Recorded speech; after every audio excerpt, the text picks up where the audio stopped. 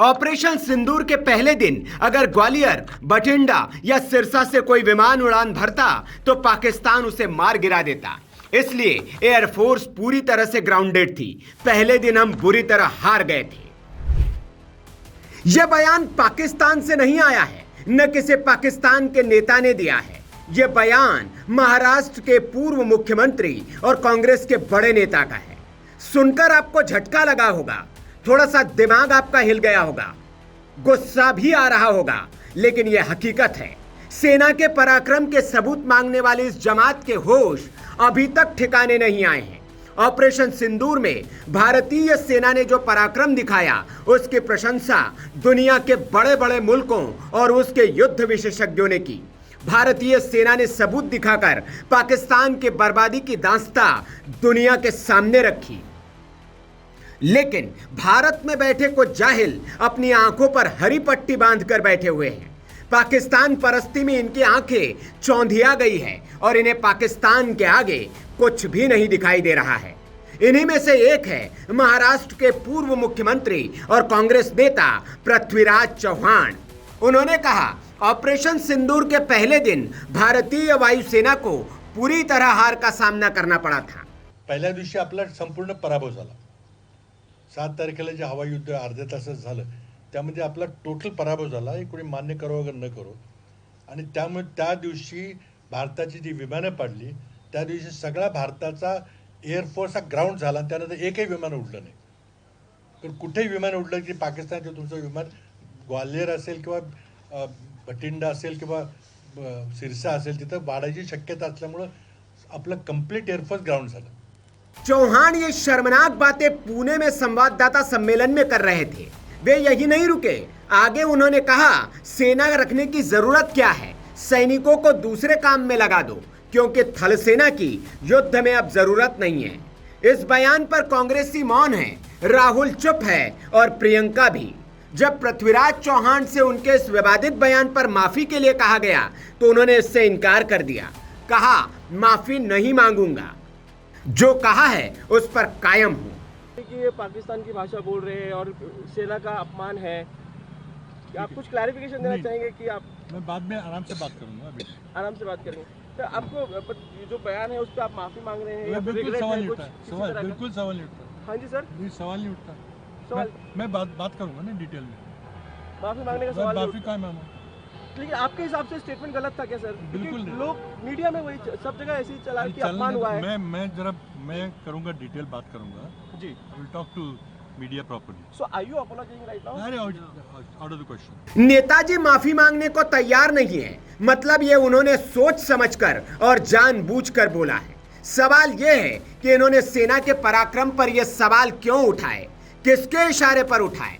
BJP ने इसे मानसिक दिवालियापन बता दिया है और ट्रीटमेंट की बात की है। मैं उनके बयान की घोर निंदा करता हूं। ये कांग्रेस पार्टी हमेशा ही पाकिस्तानी परस्त रही है। ये कांग्रेस पार्टी हमेशा देश को अपमानित करती रही है। ये पार्टी, इनके राहुल गांधी, इनके नेता जब विदेश में जाते हैं तब भारत का अपमान करते हैं। मैं इनके अपमान की घोर निंदा करता हूं। वो ऑपरेशन सिंदूर जो पूरे दुनिया इसकी तारीफ कर रही है, हम भी गए थे उसमें। हमारा एक ग्रुप था जिसमें हम Japan, Korea, Indonesia, Malaysia, Singapore गए थे और हमारी टेक्नोलॉजी की तारीफ हुई। इसके वीडियो फुटेज हैं कि हमने उनके 9 आतंकी ठिकाने और उनके एयरबेस से तबाह कर दिए, पाकिस्तान को घुटने पिला दिया। और इस तरह पृथ्वीराज चौहान जो कांग्रेसी नेता हैं, सीनियर नेता हैं, वो भारत के अपमानित करने में उनके उसकी घोर निंदा करता हूं। और ये पूरा देश उनको देख रहा है और कांग्रेस को सबक सिखा देगा। कौन क्या कह रहा है ये उससे मुझे कुछ लेना देना नहीं। सेना के शौर्य पर किसी को गाली देने का अधिकार नहीं है।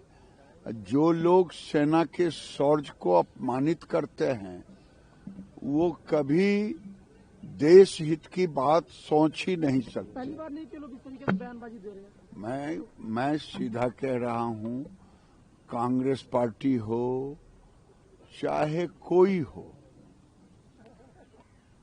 चाहे वो नकली हों चाहे ओरिजिनल हों, लेकिन विपक्ष और कांग्रेस की एक आदत सी बन गई है कि देश को अपमानित करना, सेना के शौर्य को अपमानित करना, ये देश कभी बर्दाश्त नहीं करेगा।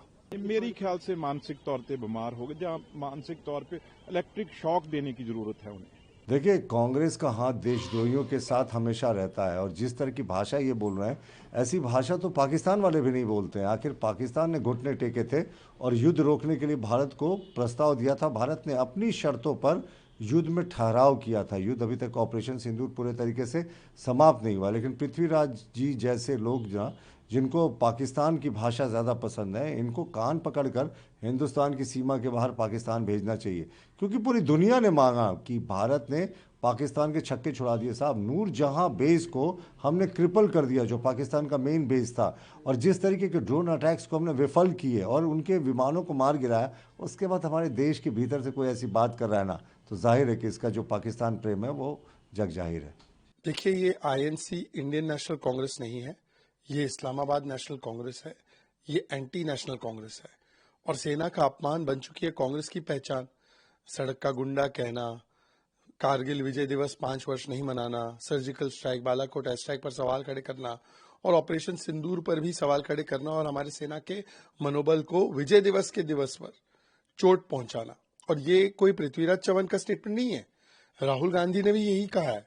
राहुल गांधी ने कहा सेना की पिटाई हो गई, राहुल गांधी ने कहा ऑपरेशन सिंदूर सरेंडर था, राहुल गांधी ने कहा सेना की क्या आवश्यकता है।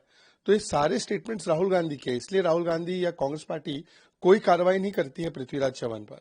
और ये इनका फैशन और पैशन बन चुका है कि सेना का करो अपमान, पाकिस्तान का करो गुणगान, यही कांग्रेस की बन चुकी है पहचान। जिन लोगों ने 26/11 के बाद सेना, वायुसेना को पाकिस्तान पर हमला करने की कोई इजाजत नहीं दी, मोस्ट फेवर्ड नेशन स्टेटस दे रखा था, आज जब ऑपरेशन सिंदूर जैसा इतना बड़ा ऑपरेशन होता है जहां पर हम नया नॉर्मल स्थापित करते हैं, वहां पे वो सवाल खड़े करते हैं और कहते हैं कि आर्मी वालों को किसी और काम में लगा दो, 12 लाख सोल्जर्स की आवश्यकता क्या है। ये उनकी मानसिकता को दर्शाता है, ये सेना विरोधी है। अब बड़ा सवाल ये कि क्या इस घटिया मानसिकता वाले नेता पर राहुल गांधी कोई कार्रवाई करेंगे, उन्हें कांग्रेस से बाहर का रास्ता दिखाएंगे, या फिर ये इस बयान के बाद भी कांग्रेस में बने रहेंगे, क्योंकि सेना का अपमान देश का अपमान है और देश का अपमान करने वाला देशद्रोही होता है। Bureau report, VK news. VK news, राष्ट्र के नाम। वीके न्यूज, राष्ट्र के नाम।